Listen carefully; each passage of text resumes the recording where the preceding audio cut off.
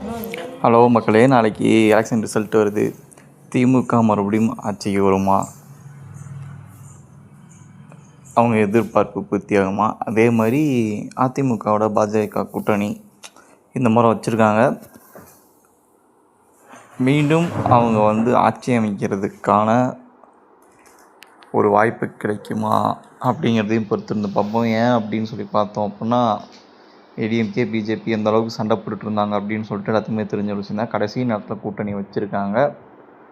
எந்த அளவுக்கு மக்கள்கிட்ட இது எடுபடும் அப்படிங்கிறது தெரியலை. அதே மாதிரி தாவேக்கா, தமிழக வெற்றி கழகம், தளபதி விஜய் அவர்களோட கட்சி ஆரம்பித்ததுலேருந்தே இளைஞர்கிட்ட பெருவாரியான ஆதரவு இருந்துச்சு. மக்களும் நிறையா பேர் ஆதரவு தெரிவித்தாங்க. ஒரு மூன்றாவது கட்சியாக எங்களுக்கு ஒரு மாற்றம் வேண்டும் அப்படிங்கிற மாதிரி தான் மக்கள் சொல்லியிருந்தாங்க.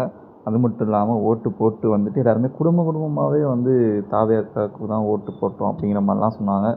என்ன இருந்தாலும் இவ்வளோ நாள் பொறுத்துட்டோம். நாளைக்கு ரிசல்ட் அப்போ தான் தெரியப்போகுது என்ன மாதிரியான ஒரு முடிவு மக்கள் எடுத்திருக்காங்க அப்படின்னு சொல்லிட்டு.